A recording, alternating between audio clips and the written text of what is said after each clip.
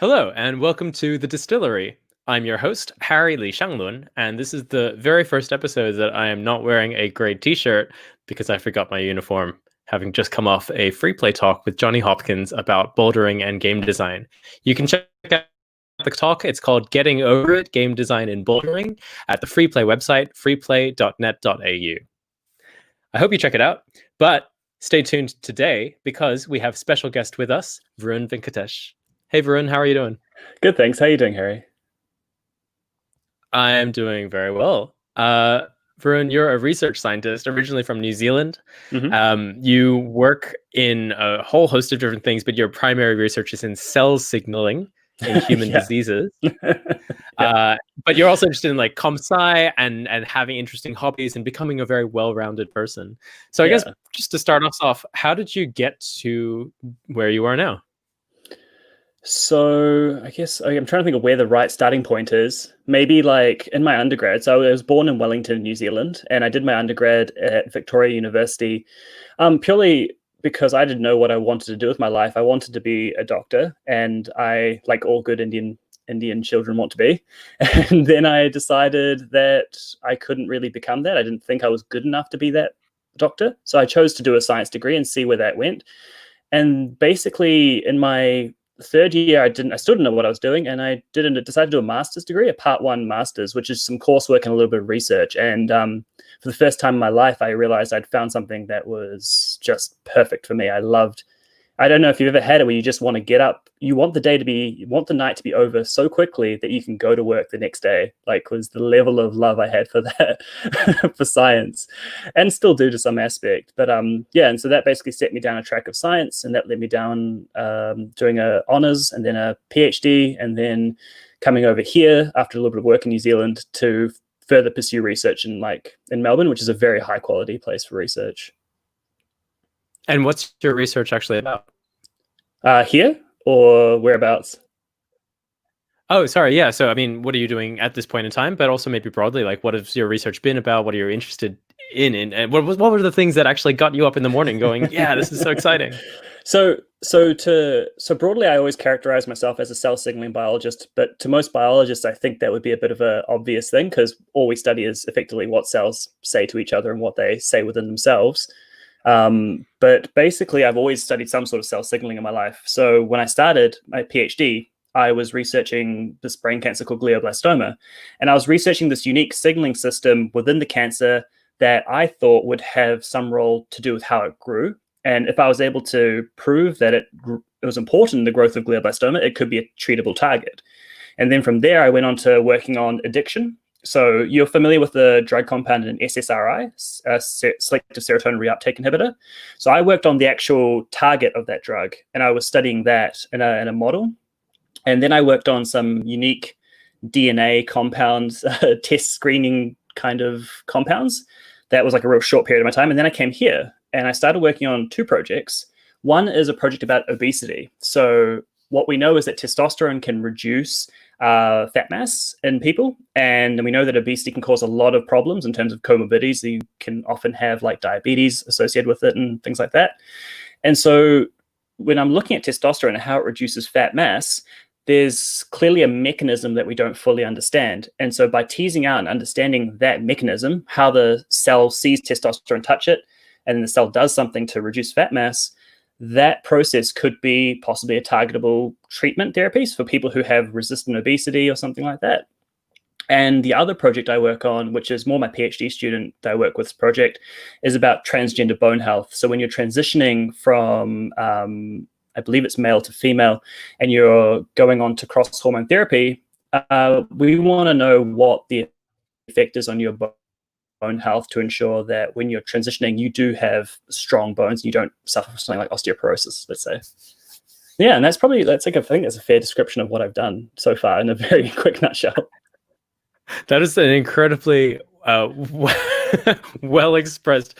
I mean, I guess being a researcher, you're somebody interested in communicating your research both to a general public as well as to your specific research audience. So it makes sense that you've taken the time to think about these things. But also, I'm struck by how incredibly broad-ranging these research topics are.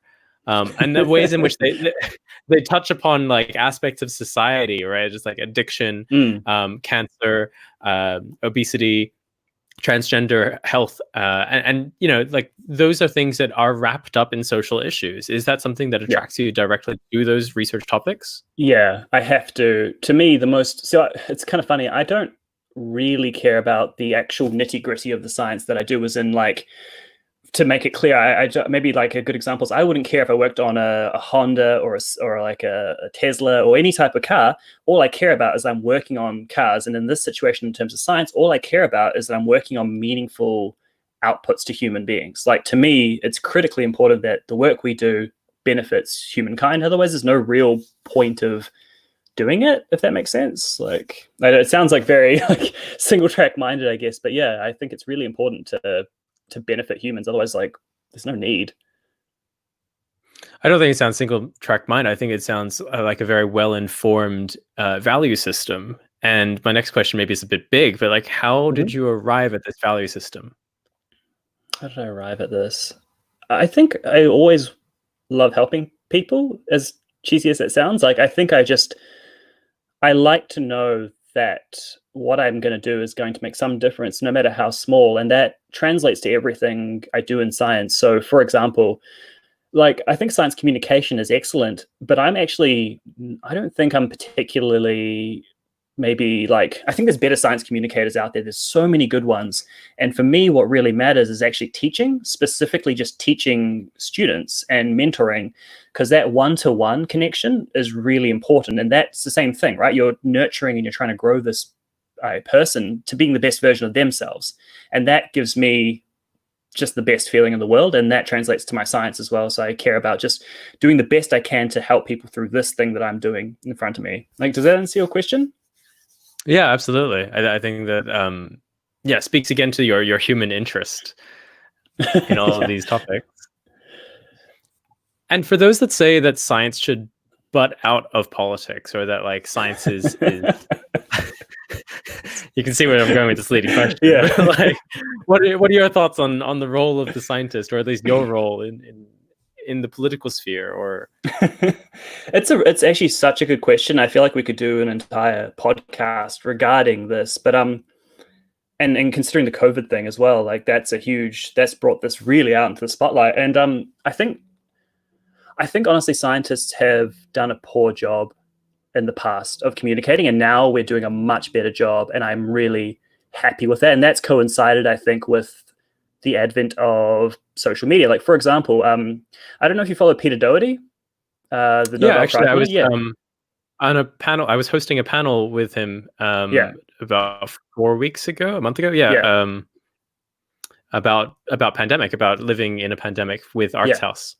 Yeah, and he's such a good example of somebody who, I have untold amounts of respect for the guy. He's a Nobel Prize winner, and yet he's still tweeting people specifically one-to-one on Twitter. And sometimes he tweets the funniest stuff. Like, he's holding no punches back. He's being honest about his Dan Murphy's. All right, just for context. Peter Doherty, laureate Professor Peter Doherty, tweeted like Dan Murphy's opening hours kind of earlier in the pandemic, and got a lot of retweets. Sorry, continue. No, that's exactly it. And I think that's great that there's so many scientists out there connecting. And I think the next stage after that, after us connecting with other people and talking to them and maybe trying to explain our science better, if every scientist does a little bit of psychom in their own way, and then by psychom I mean just literally talking to the people around them, then I think that'll increase the knowledge of science in our own social kind of group, and that'll increase science as a whole for our society. And the next thing I think is really important is that scientists need to start branching into other fields of research, So, for example, myself, what I would hope that I would do later in my life, since I think I may not be in science forever, is that I would like to do policy work, and that hopefully that policy would lead to, a very strong evidence-based policy kind of scientific perspective. And, and that's not the fault of the scientist per se. That's just a changing role that I believe is appearing in front of us that we should start to take. Like, and not to make too much of a tangent on this, but I do notice that there's not many scientists, at least in New Zealand government, there's not many scientists. Like, our own science minister is not a scientist. She has a PhD in history, I believe, which does not preclude her from doing a good job. But I think there is benefit to having experience in the field. You know what I mean? I mean, it follows the general trend of at least Australian politicians not being experts. I'm thinking of Tony Abbott being the Minister for Women and Indigenous Affairs as I say this. That's terrible. I didn't realize that he was Tony Abbott was. He recently got an award for it. Was he good? No. I don't know. I wanted to clarify. I was like, I'm sure he was terrible at this. But it's good that you. I don't want to give him the benefit of the doubt. No. Sorry for my outburst. It was just kind of like a ludicrous. No, it's okay. I want to be deadly sure that I'm laughing at the right person. But yeah, I think to bring this conversation on track, I think it's critical that scientists start to take more roles in the spotlight and start to share their kind of thought process of how we base evidence-based science and how we think about the world around us. Because I think maybe other people would enjoy that different perspective, and maybe that would enrich, I guess, I don't know what it would enrich exactly. Maybe our progression, the human progression in life, policy choices. It could enrich a lot of things.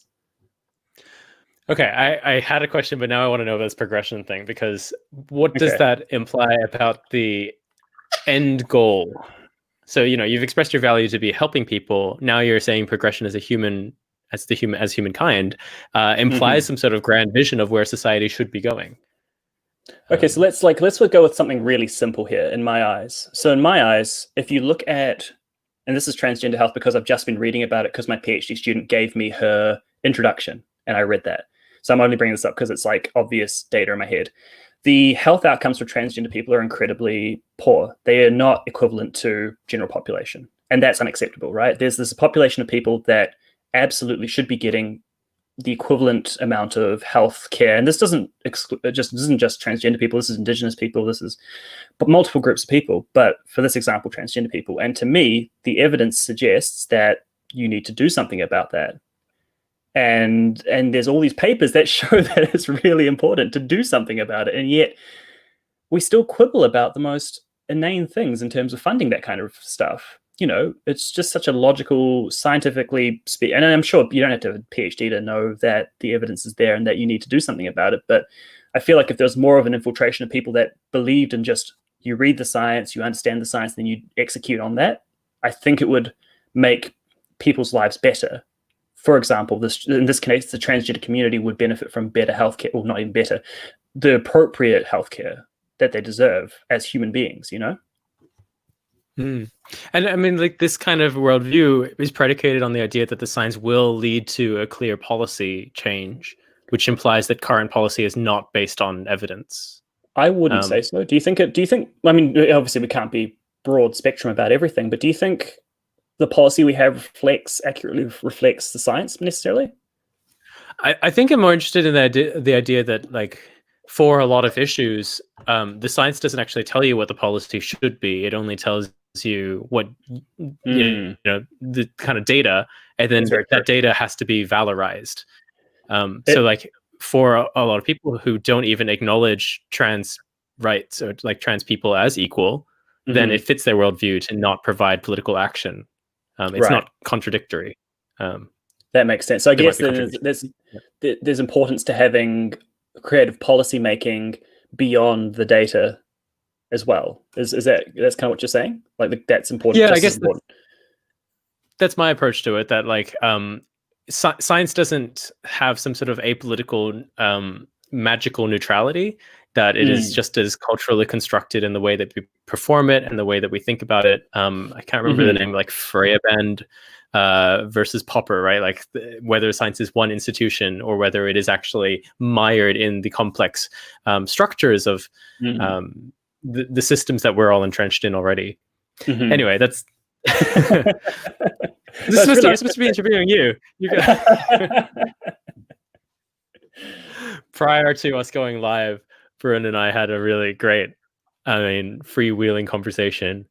And then he suggested that he would interview me in this segment, and I feel like I've subconsciously taken that on. I'm sneaky like that.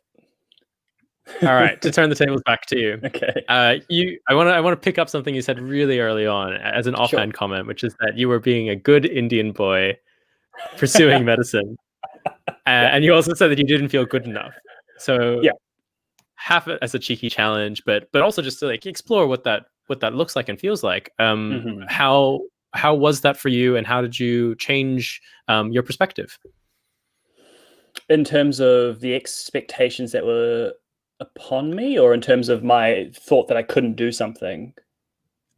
Uh, well, I'm just reflecting that your next kind of story beat there was that you found something that really energized you that Uh, you couldn't wait to wake up to. Um, so it but was maybe more broadly, you can speak to the.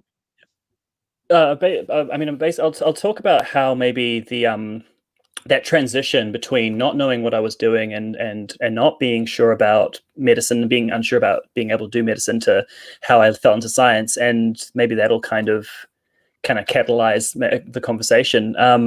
So what happened was, so I've always wanted to be a doctor since I was a young kid, and that was like all I ever imagined I could do. Like that was all I ever saw. And I think part of the issue with that is that when you're, let's say, younger than 18, you don't actually have a full picture of what's available to you. So I had no idea what a scientist would actually do.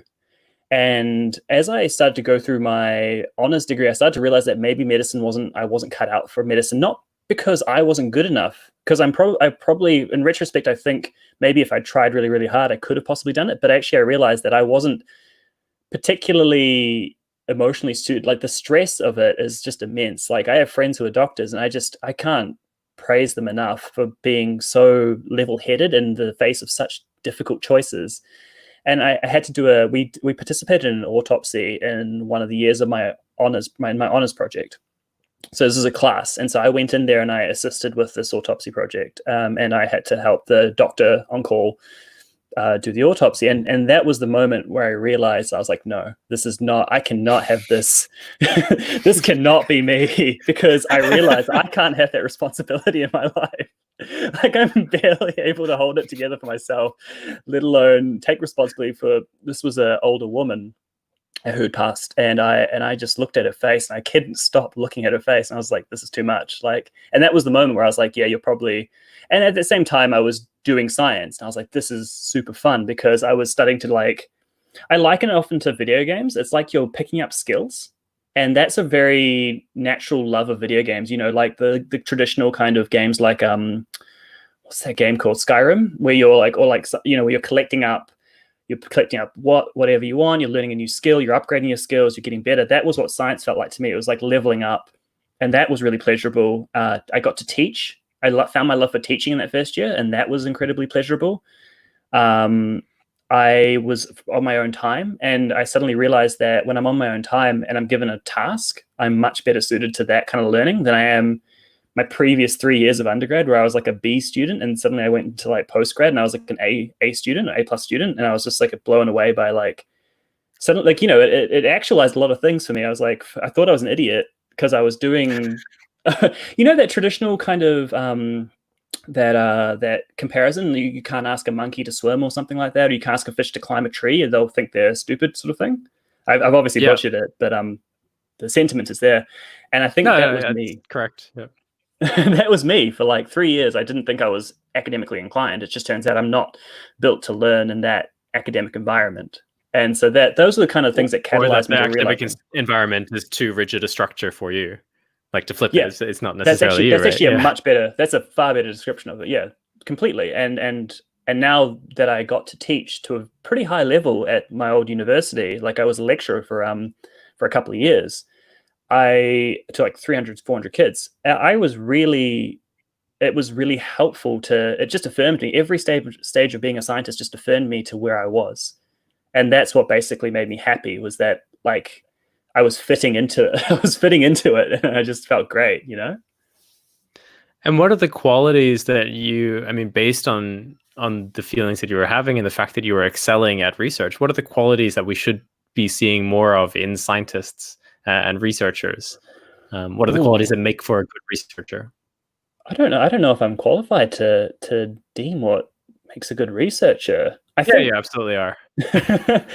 I think empathy And I think actually this is a really good tangent actually. So one of the things I noticed in science is that in the earlier days of science, you'd have exclusive. It's a predominantly male field, and that's really frustrating because what I've found as I kept going up in my science, let's say going from honors to PhD, that the female supervisors were by far better, and I was wondering why I appreciated them more.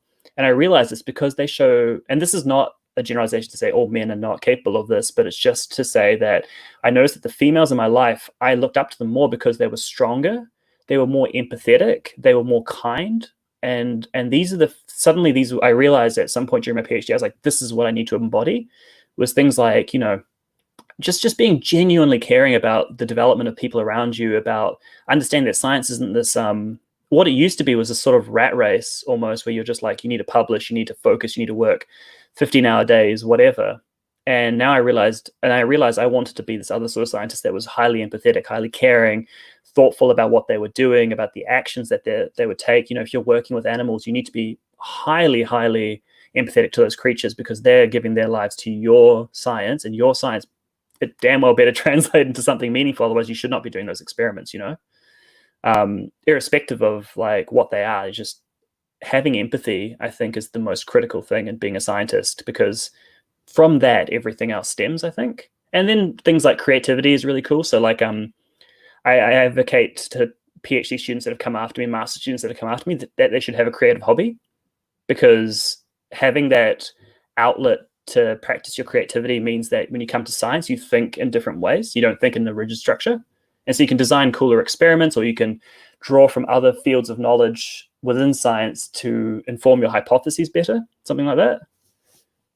I'm mentally snapping my fingers. Like, this is a fantastic identification of the need for women in leadership, the way that feminine coded soft skills are crucial for a functioning society and for good leadership. Exactly. In general, like all those things. And then to say that empathy is underscoring research, and then creativity is exactly, I think, what I believe, not just true of research, but true in terms of any pursuit that we can put our energy into, time and energy.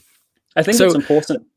Sorry, I was just going to say that I think it's important to recognize also what is learnable and what is endemic, and I think things like empathy, like I don't know if I think they're learnable, but I think it starts from the base, and you need to start to focus on those. Whereas things like resilience, I think that's a very learnable skill. And often people say you have to be resilient to be a scientist because you deal with failure, but and some of it is probably just a given thing, genetic or whatever it is, what have you. But I think identifying learnable skills and teaching those skills is really critical to a good scientist. Like, it's completely unfair to expect somebody to just turn up to a PhD, fail a bunch of times, and they've never had to deal with that level of failure in their life, and then go like, why aren't you resilient to this? Giving them the tools that they require, understanding their mental health, and providing avenues to progress. That's to me is really critical as well. You are a person with a vast array of interests and hobbies and side projects. Yeah. First of all, can you share some of those things and what they add to your life? Okay, so definitely climbing, as we both share the same hobby. Like, I absolutely adore climbing, although currently it's giving me a lot of it's giving me more suffering than it is giving me pleasure, but that's okay. And I think climbing's a really interesting one. And mountain biking, downhill mountain biking, I used to race when I was a kid, very poorly, and now I still just ride for fun, and I absolutely adore it. And what else? I love woodworking. That's a new thing I'm trying to learn, and I really enjoy that. And I can't even remember what I sent you in the bio. That was, I had more time to think about it. You want to pull it up? It's all right. I'm just trying to think about it. Like, I used to, and video gaming and procuring too many houseplants. That's a problem. I need to stop. But I'm really excited because as we're coming out of the lockdown, they're going to start opening up. There's this little fair down in Brim. Oh yeah, the Sansevieria is nice. I just got one of those. So they're opening up a new, the Brimbank shopping strip in Sunshine has like a market on Fridays, and there's a chap there who sells, I buy plants only from him, And he's a really sweet guy, and he knows exactly what I need in life. And he just recommends me all these lovely plants. They're all really reasonable price, and it's a problem, but it's a good problem because I go there on Fridays, and I always, I'm like, oh, maybe I need another peace lily. And it's like, you really don't, but. If anyone's just joined us live, this is not a euphemism. These are literal plants. Literal plants. They're so pleasurable to just keep and look after. I don't know why. It's just a new thing. I've just found that I just absolutely adore them. And so, along with all your other hobbies, what is the approach that you're taking in terms of what they add to your life, and why you are investing time and energy into them? It varies for each one. So, for example, rock climbing is a vehicle for me to meet people. It's a vehicle for me to spend time with the people I like, and a vehicle for me to spend time outside, and a vehicle to grow through incredible challenge. Whereas mountain biking, all it's ever been for me is just to enter a flow state where I'm just at peace. Like, I don't have to be fast. I don't have to be like good. I just have to ride and get some fitness in, and just enjoy it. Because I don't know, have you been mountain biking before? I have not. I'm actually really scared of going downhill, just as a general principle. Like, I'd be more okay with bungee jumping than mountain biking. Yeah, I think I've bungee jumped once, and I find them to be very different things. Just personally, I've categorized them like the risk that's implied in bungee jumping is way higher to me than in certain types of mountain biking that I do.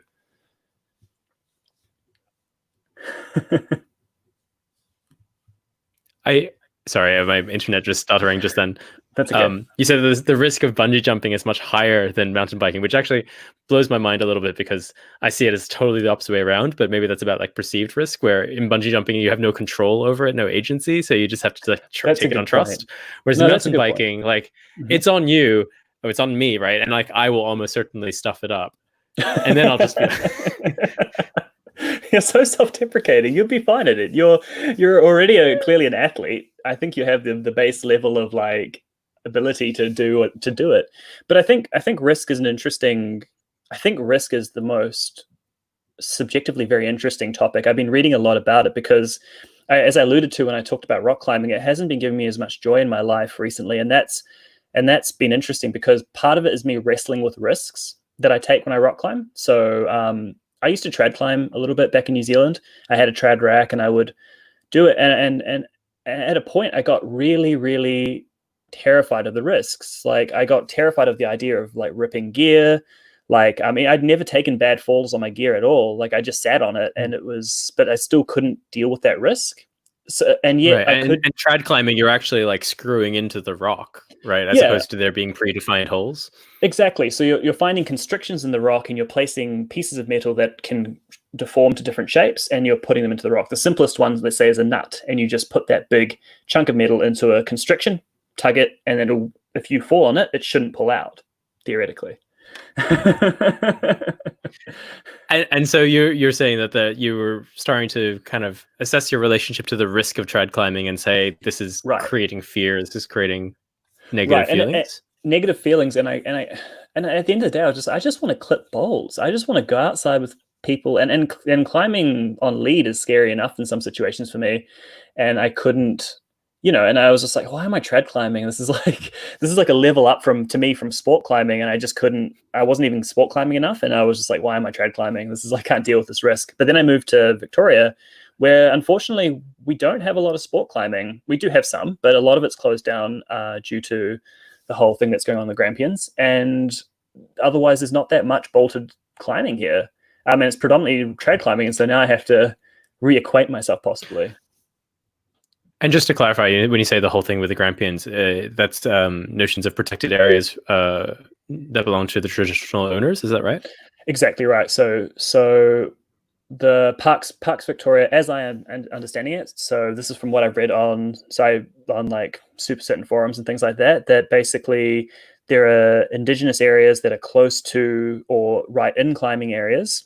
And there's a concern from Parks Vic that climbers have damaged areas, and I'm not saying this is true or not, but they've damaged areas, and that then they just basically ban climbing for those areas specifically, which is a strong percentage of the Grampians climbing. Like, the best Grampians climbing has been banned, And at this current stage, there is groups of a climbing organization that's trying to get access to areas and trying to deal with the story around that. And then there's Parks Vic on the other side trying to, I guess, balance that out. And I think I'm very cautious because there's a lot of they said sort of thing, and there's a lot of underlying issues here. Like, I mean, the whole importance that we have to place on Indigenous rights is paramount in this whole conversation, and it's not something that I think I have any place to speak about, considering I'm not, Indigenous to this land, nor am I Indigenous to New Zealand. I think that's a conversation that really needs to be had, though, within the context of climbing. And I think this is an important conversation to be had, but I think there's also underlying issues with how Parks Vic has dealt with the climbers, how the climbers have dealt with Parks Vic. There's so many overlaying issues that I've noticed in this whole process that it's a minefield to, like, even me conversing with you, it's like, man, this is a tough Being conversation. careful of well, I mean, not be careful, be thoughtful about what you're saying. Try and balance the sides. Like, you can't just say, oh, the climbers are right, they deserve to climb, because Indigenous rights is so critical and has been trampled on for so many years, like hundreds of years and thousands of years, and it's just like, you have to consider it. But then also, I like rock climbing. I'd like to climb, but it sounds like a cultural community wicked problem, where the synthesis of empathy and respect and creativity and evidence, all the things that you've kind of alluded to as being really important in your life, and ultimately heading towards that value system of progressing society to a more equal, more just place to live, would come into play. Exactly. That's my attempt at distilling our conversation. Yeah, I think you're absolutely right. Empathy in all our conversations and evidence are two of the most critical things to build a foundation to making sure that everyone is happy and is growing and is doing well in life. Varun, it's been such a pleasure to chat with you in this very freewheeling conversation. I've had an absolute blast. Yeah, thank you so much for having me. I really appreciate it. Great pleasure. Take care. Take care, man. I'll see you soon. See you soon. Do stay on the stream, though, because then I can say goodbye to you properly. I don't usually say that on live stream, but I forgot to say it backstage. You're listening to The Distillery. I'm your host, Harry Lee Shanglun. You can check out all of our previous episode on our website, distillery.site, and you can also check us out. I say us, but it's just me. On Instagram at distillery.site and Twitter at distillery.site. Usually we have episodes every day, but I'm going to take a little break because I'm a little tired. And also there's some stuff going on in the world that I think everyone should be paying attention to. So I'll see you when I next see you, and I'll organize a whole slew of incredible guests that I'm always honored and privileged to have on here. And until then, take care.